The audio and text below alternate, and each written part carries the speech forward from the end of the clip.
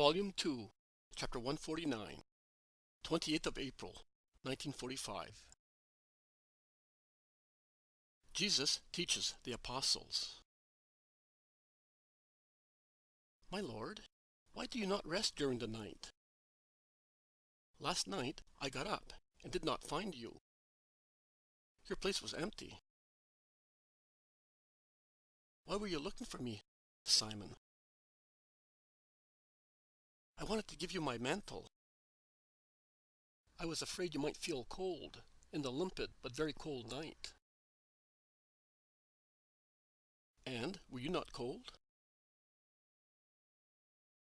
In many years of misery, I got accustomed to being badly dressed, badly fed, and badly lodged. That valley of the dead. How horrible. Just now it was not the case. But the next time we go to Jerusalem, because we will certainly go there, come, my Lord, to that place of death. There are so many unhappy people there, and their physical misery is not the worst. What most tortures and consumes them is their desperation. Do you not think, my Lord, that lepers are too harshly treated? The Iscariot replies to the zealot, who is pleading the cause of his old companions, before Jesus does. So you would leave them amongst the people? So much the worse for them if they are lepers. That's all we need to make the Jews martyrs. How lovely it would be to have lepers walking in the streets with the soldiers and other things, exclaims Peter. I think it is a fair and wise step to keep them confined, remarks James of Alphaeus. Yes, but it should be done in a charitable manner. You do not realize what it is to be a leper. You cannot speak about them. If it is fair to take due care of our bodies, why are we not equally fair to the souls of lepers? Who speaks to them of God? And God only knows how much they need to think of God and of peace in their utter desolation. Simon, you are right. I will go to them, because it is just, and to teach you all such mercy. So far I have cured the lepers that I met by chance. So far, that is, until I was driven out of Judea. I addressed the great people in Judea, as they are the most remote and in the greatest need of redemption, in order to be of help to the Redeemer. As I am now convinced that such an attempt is quite useless, I am abandoning it. I will no longer address the mighty ones, but the lower and miserable people in Israel. And the lepers in the valley of the dead will be amongst them. I will not disappoint the faith that those who have been evangelized by the grateful leper have in me. How do you know, my Lord, that I did that? As I know what friends and enemies, whose hearts I search, think of me. Goodness gracious! You really know everything about us, Master, shouts Peter. Yes, I do. Also that you, and not only you, wanted to send Photinai away. Do you not know that you are not allowed to send a soul away from good? Do you not know that to get to the heart of a town, you must be most kind and merciful also towards those whom human society, which is not holy because it is not identified with God, calls and judges unworthy of mercy? But do not be upset because I know all that. Be sorry only that these sentiments of your hearts are not approved of by God, and endeavor not to have them in future. I told you, the first year is over. In the new year, I will proceed along my way with new forms. In the second year, you must make progress, too. Otherwise, it would be useless for me to get tired evangelizing and super-evangelizing you, my future priests. Did you go and pray, Master? You promised to teach us your prayers. Will you do that this year? I will. But I want to teach you to be good, Goodness is already a prayer. But I will do it, John. And will you teach us also to work miracles this year? Asks the Iscariot. Miracles are not taught. They are not the game of a juggler. A miracle comes from God. Who has grace in the eyes of God obtains it. If you learn to be good, you will have grace and obtain miracles. But you are not answering our question. Simon asked you, and John asked you, but you have not told us where you went last night. It could be dangerous to go out alone in a heathen country.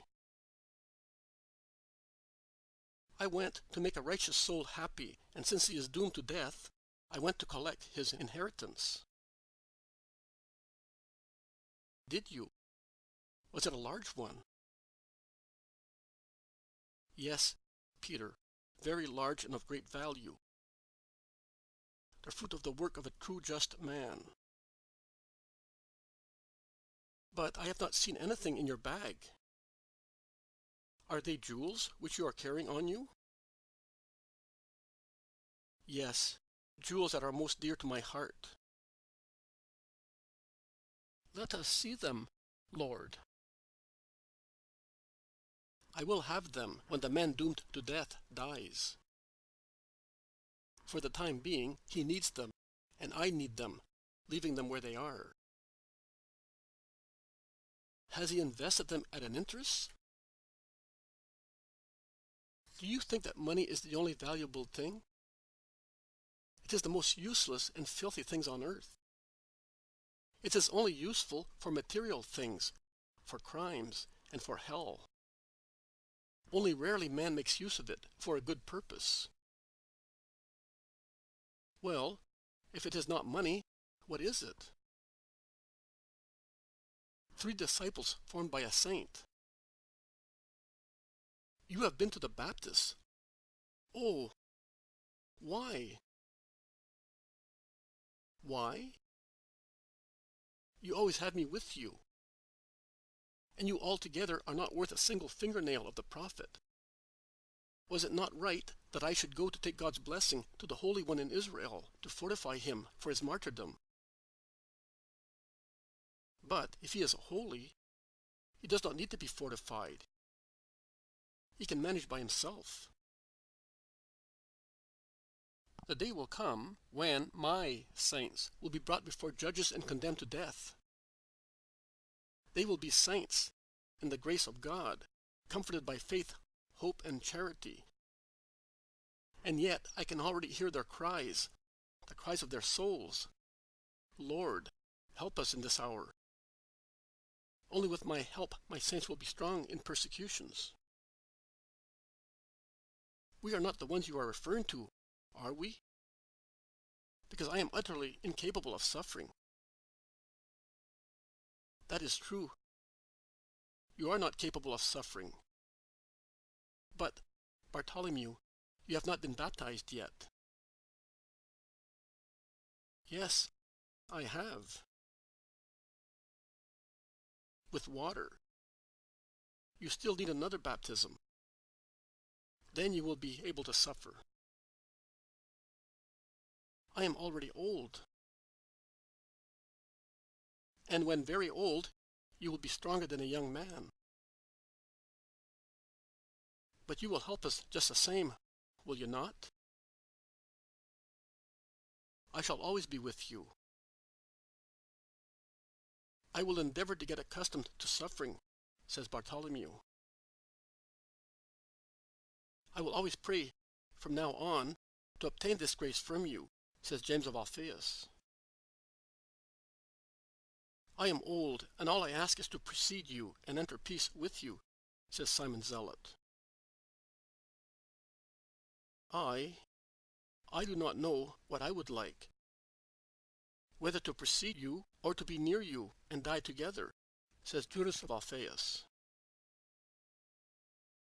I will be unhappy if I survive you, but I will be comforted by preaching you to the people, states the Iscariot. I am of the same opinion as your cousin, says Thomas. I, instead, am with Simon Zealot, says James of Zebedee. And what about you, Philip? Well, I say that I do not know what to think about it. The Eternal Father will give me what is best. Oh, be quiet. You would think that the Master is to die soon. I do not want to think of his death, exclaims Andrew. You are quite right, my dear brother. You are young and healthy, Jesus. You will have to bury us all. I mean the ones who are older than you. What if they killed me? Let that never happen to you, but I will avenge you. How? By a blood vengeance? Well, also by that means, if you will allow me. Otherwise, by my profession of faith amongst people, I will confute the accusations moved against you. The world will love you because I will be indefatigable in preaching you. That is true, and that is what will happen. And what about you, John, and you, Matthew? I must suffer and wait until I have washed my soul by suffering a great deal, says Matthew. And I do not know. I would like to die at once so that I would not see you suffer. I would like to be near you to comfort you in your agony. I would like to live for a long time to serve you. I would like to die with you, to enter heaven with you. I would like everything because I love you. And I think that I, the least of my brothers, will be able to do all that if I know how to love you properly. Jesus, increase your love, says John. You mean, increase my love, remarks the Iscariot. No, I say, increase your love. Because the more he will inflame us with his love, the more we shall love. Jesus draws the pure, passionate John to himself and kisses his forehead, saying, "You have revealed a mystery of God about the sanctification of hearts." God effuses himself to just souls, and the more they surrender to his love, the more he increases it, and their holiness grows greater. That is the mysterious and ineffable work of God and of souls. It is accomplished in mystical silence, and its power, which cannot be described by human words, creates indescribable masterpieces of holiness. It is not a mistake, but a wise prayer, to ask God to increase his love in one's heart.